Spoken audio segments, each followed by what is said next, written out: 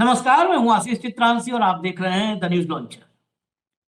महाराष्ट्र जिसने कई सामाजिक और धार्मिक आंदोलनों की अगुवाई की, उसी महाराष्ट्र से क्या इस देश में लोकतंत्र और चुनावी प्रक्रिया के शुद्धिकरण का सूत्रपात होगा। देखिए, देश के अलग अलग हिस्सों में पिछले 1 से 1.25 महीने ऐसे गुजरे हैं जो आंदोलनों के नाम रहे हैं। उत्तराखंड, उत्तर प्रदेश तो हियन से हुवन तक, गगन से भुवन तक सब आंदोलन ही आंदोलन हो रहा है। प्रयागराज से काशी तक सब आंदोलन। राजस्थान, गुजरात में भी तस्वीरें ऐसी ही आ रही हैं। तो तमाम ऐसे राज्य हैं। बंगाल तो खैर बिल्कुल आमने सामने के सियासी टकराव में पिस रहा है। महाराष्ट्र, जहां पर सरकार बनने के बाद, विधानसभा चुनाव में सरकार बनने के बाद अब तक मराठी मानुस समझ ही नहीं पा रहा है कि सरकार कैसे बनी और किसकी बनी। ईवीएम पर बहुत सारे सवाल हैं, लेकिन इस बीच मुंबई में एक घटना जो किसी अखबार में जिसको जगह नहीं मिली, किसी टेलीविजन चैनल पर जगह नहीं मिली। ऐसा नहीं है कि यहां पर 1,00,000-2,00,000 लोग थे, लेकिन बड़े बड़े आंदोलन एक छोटी सी शुरुआत के ही साथ शुरू होते हैं। चुनाव आयोग का दफ्तर मुंबई में, उस दफ्तर में प्रदर्शनकारी घुस गए। भयंकर हड़कंप, पुलिस आई, खींचातानी हुई, बाहर कर दिया गया। प्रदर्शनकारियों की डिमांड क्या थी? प्रदर्शनकारियों की डिमांड थी ईवीएम हटाओ, बैलेट लाओ। ये प्रदर्शनकारी न कांग्रेस पार्टी से जुड़े थे, न शिवसेना से जुड़े थे, न राष्ट्रवादी कांग्रेस से जुड़े थे। इसीलिए ये खबर हम लेकर के आए हैं। अगर जनता के बीच मौजूद सामाजिक संगठन और सांस्कृतिक संगठन इस दिशा में आगे बढ़ चले, तो ये समझ लीजिए कि ज्ञानेश कुमार जैसे लोगों के नीचे से कुर्सी कब खिसक जाएगी और कब जनता के दबाव में घुटने टेकने पड़ेंगे, इसके लिए कोई अवधि निर्धारित नहीं है। मेरे साथ भाऊ हैं और भाऊ के साथ महाराष्ट्र से वो समूह, उस समूह के अगुआ जो लगातार, मैंने आपको एक हिस्सा बताया था कि चुनाव आयोग के दफ्तर में घुस गए प्रदर्शनकारी, लेकिन उस समूह के अगुआ ये सामने स्क्रीन पर आपको नजर आ रहे हैं, उमरे साहब। ये अनशन पर बैठे हुए हैं। पीछे आप देख रहे होंगे मराठी में लिखा हुआ है। भाऊ हैं तो कुछ मराठी और हिंदी में कोई दिक्कत है नहीं, सब अभी आपको हिंदी में बता दिया जाएगा। पीछे देखिए, लोकतंत्र के लिए ईवीएम हटवा, इतना तो मैं भी समझ पा रहा हूं। ईवीएम हटाने के लिए ये आंदोलन है और ये अनशन कर रहे हैं। खबर तो ये भी मिली कि इनके अनशन को खत्म करवाने के लिए ऊपर से दबाव भी बनाया जा रहा है कि इनको उठाओ और बाहर भगाओ, इन्हीं को फेंक दो। ये कह रहे हैं ईवीएम फेंको और सत्ताधीश कह रहे हैं इनको फेंक दो। तो अभी पूरी कहानी इनसे समझेंगे हम, लेकिन पहले भाव से एक बार इंट्रोडक्शन करवाएंगे और पहले आपको खबर दिखाएंगे। भैया हेडलाइन दिखा दीजिए जरा। ये देखिए, ईवीएम हटाओ देश बचाओ के नारे के साथ चुनाव आयोग के दफ्तर में घुस गए प्रदर्शनकारी, बैलेट पेपर से चुनाव कराने की मांग। नेक्स्ट, राज्य चुनाव आयोग के कार्यालय में घुसकर ईवीएम विरोधी नारेबाजी।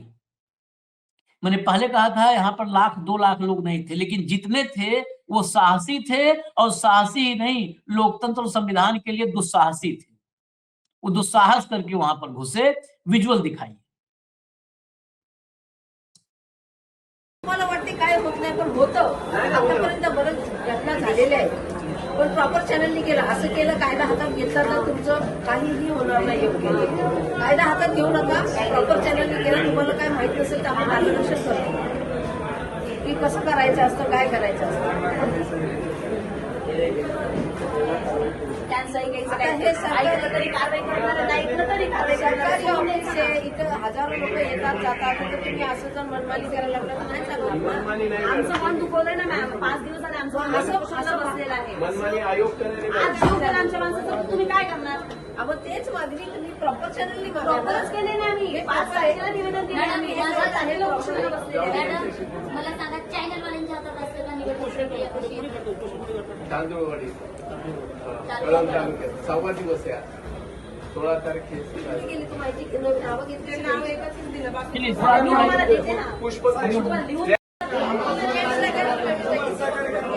ये पुलिस की संख्या बढ़ती गई और वो दफ्तर में घुस करके प्रदर्शनकारी बैठे हुए थे वहां पर फर्श पे ही जमीन पर, उनको उठाना शुरू हो गया। आगे बढ़ाते जाइए। 5 तारीखला तो तुम्ही जाईल, 5 तारीखला. आज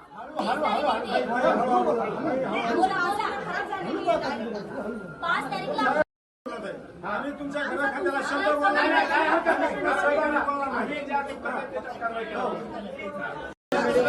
मीडियाला कव्हरेज देते, मीडियाला द्या.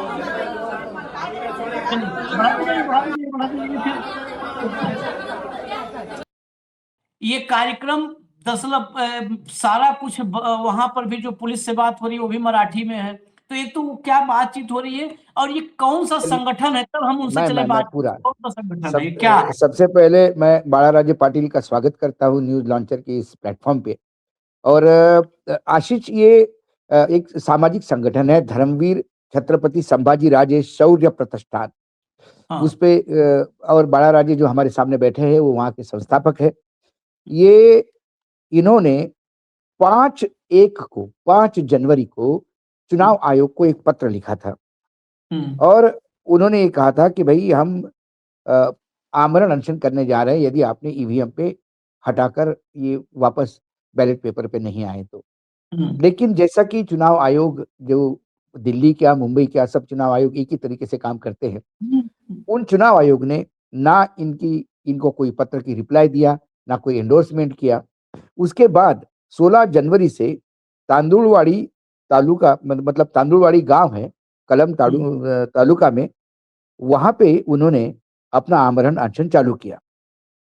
और 16 जनवरी के बाद भी, आमरण अनशन चालू होने के बाद भी जब कोई रिप्लाई नहीं आया, तो 21 जनवरी को शौर्य प्रतिष्ठान की जो महिला प्रदेश अध्यक्ष है राजश्री उमरे पाटिल, उनके नेतृत्व में एक पूरा डेलीगेशन चुनाव आयोग के अंदर घुस गया।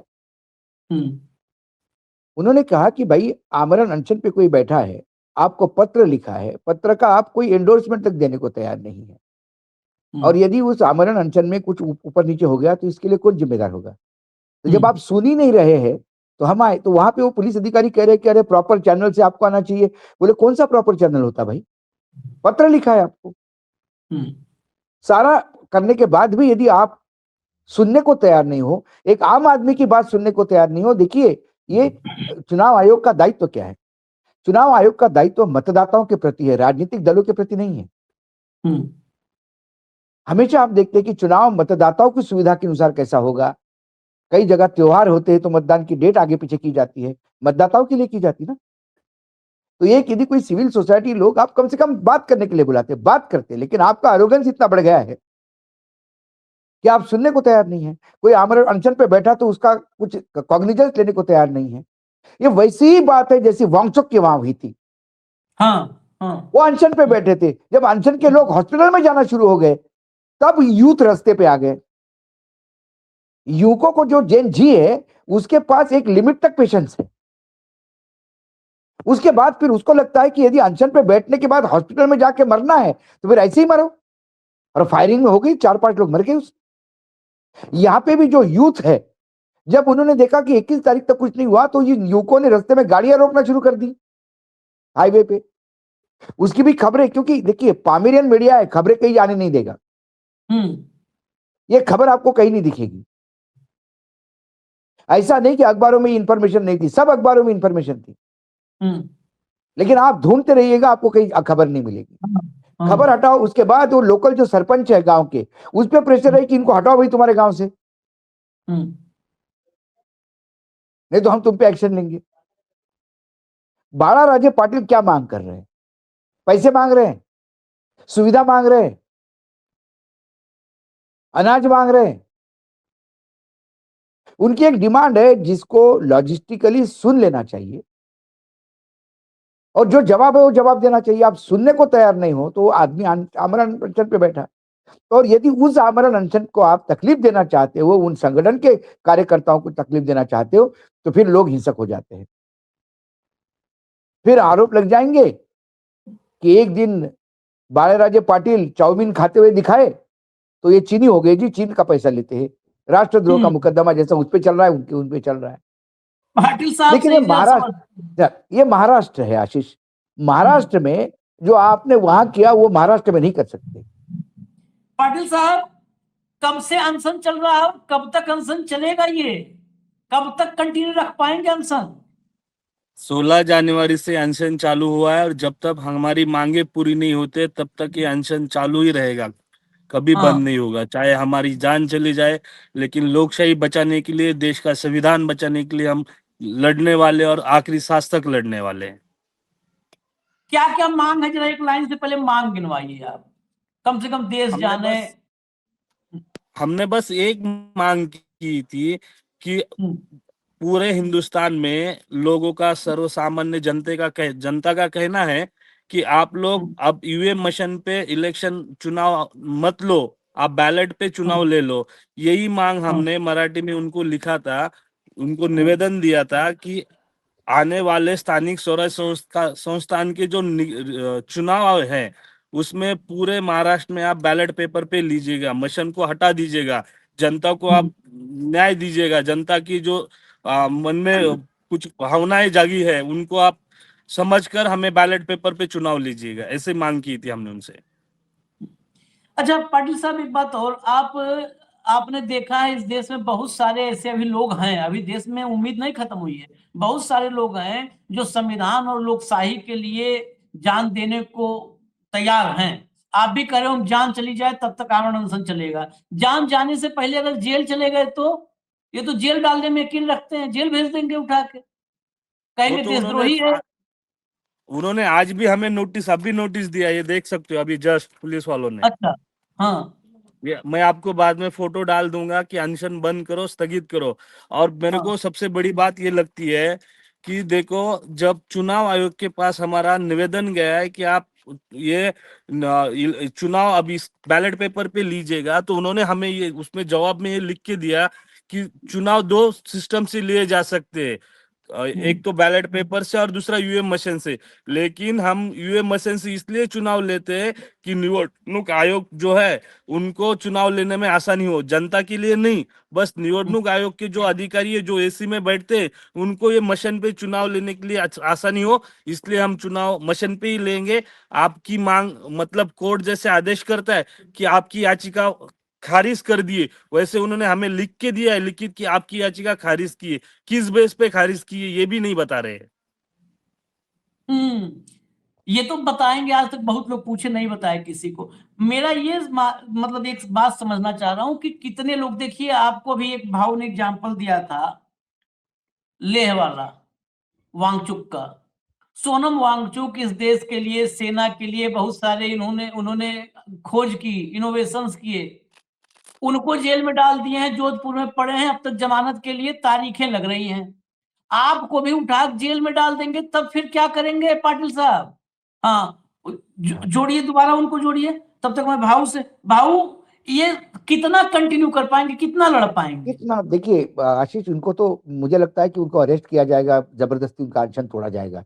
ये अक्सर ये स्थिति होती है क्योंकि इनका अभी धीरे धीरे, लेकिन कुछ देखिए, जरांगे पाटिल ने ऐसा ही शुरू किया था आशीष। हाँ मुझे याद है जरांगे पाटिल अपने गांव में बैठे थे तो गांव के चंद लोग बैठे हुए थे उनके साथ, पड़ोस के गांव के लोग भी नहीं थे। लेकिन महाराष्ट्र सरकार का एक कार्यक्रम उनके गांव के पास था, आपकी सरकार आपके द्वार। उसमें दोनों उप मुख्यमंत्री यानी देवेंद्र फडणवीस और अजित पवार और मुख्यमंत्री एकनाथ शिंदे ये शिरकत करते थे। तो वहां पुलिस वालों ने सिर्फ एहतियात के तौर पे वहां लाठीचार्ज करके उन लोगों को उठाया, जरांगे पाटिल को। और एक लाठीचार्ज ने जरांगी पाटिल नाम का तूफान खड़ा कर दिया महाराष्ट्र में। हम्म हम्म ये बाळाराजे पाटिल है और धर्मवीर संभाजी राजे के नाम से प्रतिष्ठान है, हम्म शौर्य प्रतिष्ठान है। ये कोई राजकीय दल नहीं है कि जो सीटें मांग रहा है। हाँ ये राजकीय दल नहीं है कि जो झंडा लेके अपना कि भाई इसको समर्थन दो, उसको समर्थन दो, ये 2-4 ठेकेदार काम कर लिए, ये नहीं है। ये शुद्ध रूप से ये लोग जो है ये लोकतंत्र बचाने की लड़ाई लड़ रहे हैं। और मुझे लगता है कि लोकतंत्र बचाने की लड़ाई ये सिर्फ राजनीतिक दलों का नहीं है। जब तक सामान्य इंसान, क्योंकि आज मैं महाराष्ट्र में कहीं भी जाता हूं तो मुझे एक ही बात बोली जाती है, असं कसं झालं, असं कसं झालं, और लोग उत्साहित नहीं है। चुनाव आयोग इतना खर्चा करता है लेकिन वोट परसेंटेज नहीं बढ़ता। लोग कहते कि क्या करो, हम वोट भी देंगे तो जीतते तो वही हैं। बटन कौन सा भी दबाओ, जाते तो एक ही जगह पे हैं। हाँ हाँ तो जब इतना अविश्वास है सामान्य इंसान का, देखिए जर्मनी में सिर्फ 2 लोगों ने लेटर लिखा था। सिर्फ 2। हाँ जर्मनी विश्व की सबसे बड़ी इंजीनियरिंग कंट्री है। जर्मनी जैसा इंजीनियरिंग किसी का नहीं है। आज भी इंजीनियरिंग में जर्मनी से बड़ी कोई चीज मानी नहीं जाती। मैकेनिक यानी मशीन्स में जर्मनी से कोई हाथ पकड़ने वाला नहीं है। चाहे मर्सिडीज बेंज से लेकर लो, कार में मर्सिडीज बेंज से लेकर लो, सारी जर्मनी एक मशीन की एक अल्टीमेट इसको मक्का मदीना कहो, इसको पंढरपुर कहो महाराष्ट्र में, या काशी कहो हिंदी में। वो जर्मनी बैलेट पेपर पे आ गई मशीनों से, क्योंकि 2 मतदाताओं ने लेटर लिखा था कि हमारा विश्वास नहीं इस पे। और यहां सारी दुनिया कह रही है, स्वयं नरेंद्र मोदी चिल्ला चिल्ला के कह रहे हैं भाषण में कि पूरे विकसित देश बैलेट पे आ रहे हैं। नरसिम्हा जी ने किताब लिखी थी कि और यही तुम्हारा किरीट सोमैया महाराष्ट्र का प्रेस कॉन्फ्रेंस ले लेके बता रहा था कि ये कितना खराब है, ये मतीन कितनी काम का नहीं। आज सबके मुंह में ताले हैं सब। तो मैं बाळाराजे पाटिल को कोई बहुत बड़ा नेता नहीं मान रहा हूं। एक सामान्य इंसान है, एक सामान्य नागरिक है भारतीय, जिसकी अपनी पीड़ा है। लेकिन मैं अब बाळाराजे पाटिल के पास ही चल रहा हूं भाव, उस सवाल के साथ जो सवाल वाकई चुभने वाला है। और ये चुभे बाळाराजे पाटिल को चुभे न चुभे, ये महाराष्ट्र के उन मराठियों को जरूर चुभना चाहिए। मैं चाहता हूं चुभे, उनको चुभना चाहिए जो महाराष्ट्र में विधानसभा चुनाव के बाद बहुत सारे, वो राजकीय दल से हों, वो सामाजिक संगठन से हों, वो एक्टिविस्ट हों, वो चुनाव सुधार वाले कार्यकर्ता हों, बहुत सारे मैंने बहुतों को सुना कि ईवीएम बदल देंगे, यहाँ पर सड़क पे उतरेंगे, वहां पर उतरेंगे, ये कर देंगे। आज बाळाराजे पाटिल के साथ महाराष्ट्र में कितने लोग हैं? 100, 200, 500, 1000, 2000, 5000, कितने हैं? आज अगर ये अनशन चल रहा है पाटिल साहब, कितने लोग हैं? मुझे लगता है अगर पूरे महाराष्ट्र को ईवीएम मशीन पर संदेह है तो आज तो आपके पीछे जनसैलाब होना चाहिए था। कहाँ सब सोए हुए हैं? ये चुभने वाली बात है मराठियों के लिए, और चुभे मैं चाहता हूं, हमसे नाराज हो जाएं, लेकिन कहाँ है सब मराठी? अभी महाराष्ट्र में ये जो राज्यकर्ता सरकार है, इन्होंने ऐसी सिचुएशन लाके खड़ी की है, मजहब और जाति के नाम पे अगर कोई लड़े तो उसके साथ जनसलाब आपको जरूर दिखेगा। लेकिन कोई लोकशाही, संविधान और देश हित की बात करे तो उसके पीछे जो चुनिंदा लोग जो संविधान को मानते, जो लोकशाही को मानते, वही लोग खड़े रहते। आज मेरे साथ मेरे 1000-2000 ही लोग हैं, लेकिन उन्होंने पूरे महाराष्ट्र में ये दिखा दिया है कि हम लड़ने वाले और लड़कर हम इन्हें हटाने वाले हैं। इन जो चोरों ने वोटर मशीन लाई है, निवडणूक आयोग चोर को हम यहाँ से हटाने वाले। वो जो दलाल की कर रहे हैं एक किसी राजकीय पक्ष की, मैं तो खुला बोलना चाहूंगा, इस देश में 2 व्यापारियों ने, जो एक है अमित शाह और एक है नरेंद्र मोदी, इन दोनों ने जिस तरह से देश को बर्बाद करना चालू किया है, इनके खिलाफ बहुत जल्द महाराष्ट्र नहीं पूरे देश में ये कुछ उग्र तरह का आंदोलन होने वाला है। और इन लोगों को आज मेरे को धाराशिव डिस्ट्रिक्ट जो महाराष्ट्र में पड़ता है, जिस डिस्ट्रिक्ट में हम अनशन कर रहे हैं, उस डिस्ट्रिक्ट में बीजेपी के जिलाध्यक्ष जो है, माजी जिलाध्यक्ष, उन्होंने हमें फोन पर ये बताया आप लोग बीजेपी के खिलाफ अनशन कर रहे हो। मैंने बोला ये अनशन किसी राजकीय पॉलिटिकल पार्टी के खिलाफ नहीं, ये अनशन मेरा निवडणूक आयोग के खिलाफ है। उन्होंने बोला नहीं, आपको मैं रिकॉर्डिंग भी सुना सकता हूँ। उन्होंने बोला जो आंदोलन यूएम के खिलाफ है वो बीजेपी के खिलाफ है। मतलब बीजेपी आज जो सत्ता में है वो सिर्फ और सिर्फ इस चुनाव मिशन के ऊपर ही है, ना ही इनके खुद के किसी मुद्दे पर है। और इनके पास दो ही मुद्दे हैं, देखो आप लोग भी जानते हो, जब भी देश में कोई चुनाव आता है, देश की चुनाव की जब सिचुएशन आती है, या तो ये धर्म के नाम पे कोई अच्छा प्रोग्राम त्योहार करके दिखाएंगे, या धर्म के नाम पे भड़काएंगे, या फिर देश के सीमाओं पे कुछ ऐसे हादसे करवाएंगे या करेंगे कि जिसके वजह से देश पे पूरे भावनाएं बने और इनके साथ वोट करे। फिर भी लोग इनके साथ वोट नहीं कर रहे। जैसे आप जानते हो, इन्होंने वोट परसेंटेज बढ़ा नहीं रहे, फिर भी इन्होंने मिशन के नाम पे आज सत्ता में है। मैं निवडणूक आयोग से और पूरे हिंदुस्तान की जनता से एक गुहार लगाऊंगा कि आप लोग इस जन आंदोलन में शामिल होकर ये लड़ाई को एक साथ लड़ना जरूरी है, नहीं तो आने वाले कालों में देश में कहीं लोकशाही और लोकतंत्र नहीं बचेगा। ये निवडणूक आयोग जो बोल रहे हैं पाटिल साहब, मैं बता दूं चुनाव आयोग को, मराठी में चुनाव आयोग को निवडणूक आयोग बोल रहे हैं, चुनाव आयोग उसको समझिएगा आप लोग। लेकिन भाऊ मैं एक सवाल अगला आपसे, ये तो अद्भुत हो गया, ये तो रिकॉर्डिंग मंगवानी पड़ेगी पाटिल साहब। तो ये जो है, अगर वो ये कह रहा है कि ईवीएम का विरोध मतलब भाजपा का विरोध, तब तो फिर नरेंद्र मोदी अब इसके बाद तो कपड़ा उतर गया कपड़ा। नहीं, तो मैंने क्या कहा आपको? मैं आपको दिखा रहा हूँ भाई, क्या कहोगे? हमारे यहाँ 50 खोखे देके 50 करोड़ रुपए देके विधायक खरीदे गए। अब ये बात जब कहते हैं तो लोग कहते हैं कि आप आरोप लगा रहे हो। अब बीजेपी का एक विधायक दूसरे विधायक को कहता है, एकनाथ शिंदे के, कि हमको मालूम है हमने 50-50 देके तुमको बुलाया था। अब इसके बाद क्या बचा? यदि ये कहता है कि भाई ईवीएम के खिलाफ बोलने के मायने, सुना रहे हैं रिकॉर्डिंग, सुनाइए।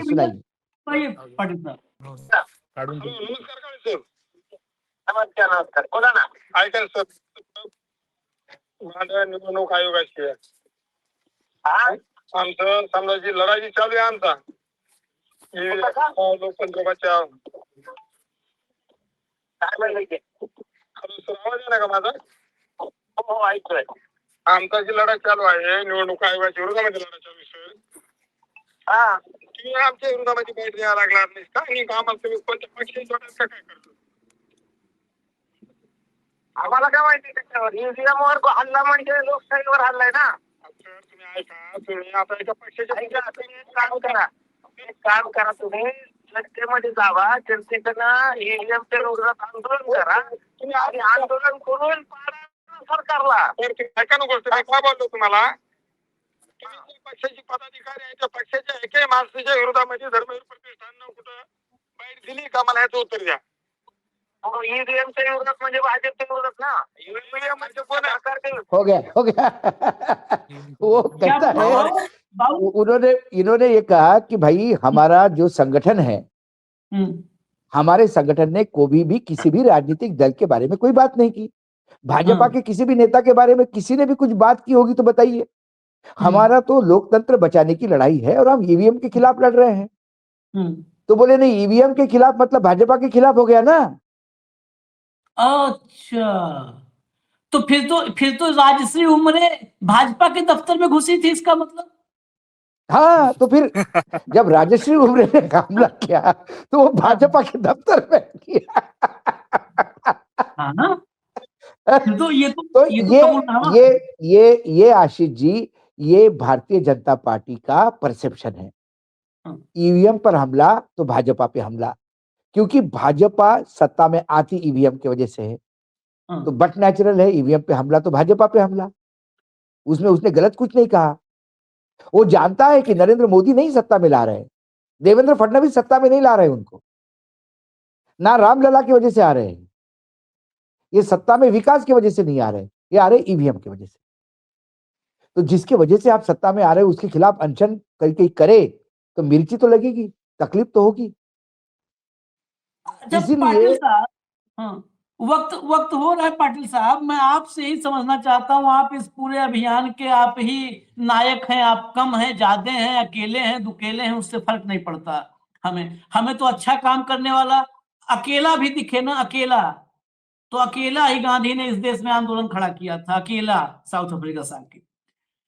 लेकिन आपका आगे क्या प्लान है? अकेले ही रहेंगे या इस पड़ाव में, इसमें हम आगे देख पाएंगे? हम तो चाहते हैं, देखिए हम लोग ढकोसला नहीं करते, हम भाव एकदम साफ हैं। हम तो चाहते हैं कि हम अगली बार जुड़े तो वहां पर 1 लाख लोग हों। तो कुछ है आपके पास, कुछ ऐसा फुटप्रिंट, कोई प्लान कुछ है ऐसा?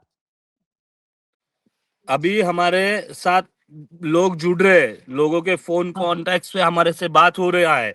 और आपको एक हाँ, बात बताना भूल गया, जब हाँ, मैंने चुनाव आयोग को जब निवेदन दिया था, अर्जी हाँ, किया था, तो हाँ। उसके बाद 2 दिनों बाद मेरे ऊपर 1 दिनों में बीड डिस्ट्रिक्ट में 38 केसेस दाखिल किए इन्होंने। ओ तेरी, आप तो मोस्ट 38 वांटेड हैं। एफआईआर बने एक दिन में। हम्म, और वो एफआईआर ये थे, ये कहते हैं हम हिंदू राष्ट्र बनाना चाहते हैं, हमारे हिंदुत्ववादी सरकार है। तो वो केसेस इस बिना पर थे मेरे ऊपर। मैंने छत्रपति शिवाजी महाराज, छत्रपति संभाजी महाराज, डॉक्टर बाबा साहेब अम्बेडकर, अहिल्याबाई होलकर जी, मतलब जितने महापुरुष पूरे हिंदुस्तान में हैं उनके स्टैचू स्टेबल किए थे, बिठाए थे मैंने। इसके ऊपर हाँ, इन्होंने मेरे ऊपर ये मतलब झूठे एफआईआर दाखिल करवाकर मेरे को इन्होंने, आज भी अभी मेरे पास बीड डिस्ट्रिक्ट में से पुलिस आके बैठी है। कल आपको किसी भी हालत में हमारे ऊपर पुलिस स्टेशन में हाजिर होना होगा, नहीं तो आपके ऊपर वारंट निकलेगा। हम्म, एक इंसान अनशन पे बैठा है, वो कल किस तरह से आ पाएगा? हम्म, हम्म। तो ये सब दिखावा है। ये ना रामलला के है, ना देश के है, ना ही ये जनता के है। ये सब झूठे और व्यापारी लोग है, बस व्यापार करना चाहते हैं देश का, देश को बेचना चाहते हैं ये लोग। ताजू भाई, मैं पहला केस सुधार रहा हूं कि आपने यदि छत्रपति महाराष्ट्र में यदि छत्रपति शिवाजी महाराज का स्टैचू लगाने पे या पुतला खड़ा करने पे, महाराष्ट्र में धर्मवीर संभाजी महाराज का पुतला खड़ा करने पे, आम्बेडकर जी का पुतला खड़ा करने पे, जिनको हम गर्व करते हैं कि वो मराठी थे, यदि अहिल्याबाई होलकर की तो इनको कोई इज्जत ही नहीं। अभी जब काशी में अहिल्याबाई का किया हुआ मणिकर्म घाट पर ही अहिल्या की पूरा जीर्णोद्धार किया हुआ पूरा जो घाट है उखाड़ के फेंक दिया, वही इज्जत नहीं हो रही है। तो महाराष्ट्र में कम से कम होनी चाहिए इज्जत। और बीड ज्यादा दूर नहीं है, नगर जिले से जहां उनकी जन्म स्थिति है, उस जिले का नाम अहिल्याबाई होलकर रखा। ये सिर्फ अहिल्याबाई को एटीएम के नाम से बेचते हैं। इनके लिए राम एटीएम है, इनके लिए छत्रपति शिवाजी महाराज एटीएम है, इनके लिए संभाजी महाराज एटीएम है, इनके लिए ज्योतिबा फुले साहू महाराज, इनके लिए अम्बेडकर साहब एटीएम है। बताइए, स्टैचू रखने पे आपने एफआईआर ठोक दी। अब एटीएम के बजाय भाऊ ईवीएम बोलना शुरू कर दीजिए कि बाबा साहेब हाँ, ईवीएम, ईवीएम अहिल्याबाई ईवीएम है ईवीएम। उनके लिए बस। ये सब वोट उगालने की मशीन है, हाँ, वोट मशीन उगालने है। की मशीन है। हाँ, एटीएम भी मैं मशीन, आप ईवीएम चलिए, भी मशीन। हमारा मैं आपसे हमारी दरख्वास्त करूंगा, आप सब हाँ, लोग हमारे साथ ऐसे ही जुड़े रहे, क्योंकि ये देश हित की लड़ाई है। ना मैं, मेरे पूरे खानदान में कोई चुनाव लड़ा है आज तक, ना आगे भी लड़ने वाला है। मेरे को बस ये देश के हित के लिए, ये देश की लोकशाही बचाने के लिए और लोकतंत्र बचाने के लिए लड़ाई लड़नी है। आप लोगों का ऐसे ही साथ जरूरी है। पाटिल साहब, हमारे यहाँ तो बिल्कुल, आप देखिए महाराष्ट्र के भाऊ अशोक वानखेड़े सब जानते हैं, महाराष्ट्र ही नहीं, आपने तो महाराष्ट्र से एक ऐसा पत्रकार भेजा जिसको पूरा हिंदुस्तान जानता है, तो जी हाँ। वो मौजूद है। और हम दोनों भाई इतना वादा करते हैं, आपका पॉलिटिकल इंटरेस्ट अगर नहीं है तब तो आप अकेले भी हैं ना, तो आपके पीछे 2 नाम आप नोट कर लीजिएगा, अशोक वानखेड़े और आशीष चित्रांशी। हम लोग ढकोसला नहीं करते कि नहीं जी हम बिल्कुल ऐसा नहीं करेंगे, साथ वैसा नहीं। देंगे। लोकतंत्र और संविधान यही हमारा मकसद है। लोकतंत्र रहेगा, संविधान रहेगा, सत्ता आती जाती है, राजनीतिक दल आते जाते हैं। हमने दिल्ली में 35 साल में कई बार सत्ता परिवर्तन देखे, पूरे देश में सत्ता परिवर्तन होते हुए देखे। सत्ता को कोई लेना देना नहीं है। जो भी राजनीतिक सत्ता में आएगा उसको सवाल पूछा जाएगा, और यदि कोई संविधान पे हमला करेगा, यदि कोई लोकतंत्र पे हमला करेगा, तो हम तो दोनों लड़ते ही थे। आप भी एक हमारे को एक अच्छे मैं योद्धा भी मिल गए आपके हैं, साथ तो अब तीसरा बिल्कुल मिल रहा हूं। आपके लड़ाई के लिए न्यूज लॉन्चर पूरा साथ है। जब भी आपको जरूरत पड़े हम साथ में रहेंगे, और ये अनशन आपका जारी रहेगा। प्रयास करेंगे कि लोग भी जुड़ते जाएंगे। लोगों को भी अपील, एक इंसान जिसका कोई राजनीतिक स्वार्थ नहीं, यदि वो इंसान आज आपके देश को बचाने के लिए, ये आपका समाज है, हम सब उसी देश के हिस्सा है भाई। वो देश मेरा भी है, आपका भी है। जितना पाटिल साहब का है उतना आपका भी है। इस देश में संविधान जितना आपको जरूरी है उतना पाटिल साहब को, मुझे और आशीष को भी जरूरी है। और जिसमें लोकतंत्र में खुली हवा सांस लेने के लिए हम सब, मुझे भी जरूरत है, आपको भी जरूरत है। लेकिन लड़ाई हमेशा हम दोस्त है कि भगत सिंह पड़ोस के घर में पैदा हो। किसी एक इंसान ने अपने घर में भगत सिंह पैदा किया है, तो कम से कम उसका साथ दीजिए, उनके साथ, उनके लिए प्रार्थना कीजिए। वो अनशन पे बैठे हैं, आमरण अनशन पे बैठे हैं। हमारी सबकी शुभकामनाएं आपके साथ, और इस लड़ाई में हम न्यूज लॉन्चर आपके साथ है, और प्रयास करेंगे महाराष्ट्र से बाकी भी लोग जुड़ेंगे। चलिए, धन्यवाद, जय धन्यवाद श्री- पाटिल साहब, बहुत बहुत धन्यवाद आपको, बहुत बहुत धन्यवाद। और फिर आखिर में मैं चाहता हूं कि महाराष्ट्र से ही इस देश में चुनाव सुधार की गंगा बहे। जय महाराष्ट्र, जय हिंद, जय नमस्कार। महाराज, जय हिंद, नमस्ते नमस्ते।